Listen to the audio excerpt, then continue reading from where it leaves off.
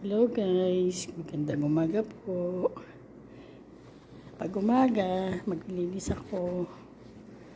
Yan, naglilinis ako. Agad lang sa dulo. Kasi mamaya-maya magluluto na ako ng tanghalian namin.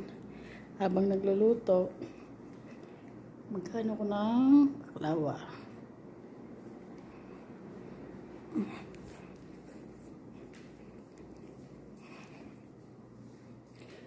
Ganyan ang trabaho.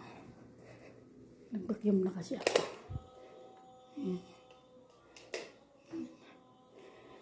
Ang init sobra. Ganyan lang ako dito. Umaga. Tapos akit ako sa gabi. Alas 11 na. Yan lang ang pahinga ko. Alas 11.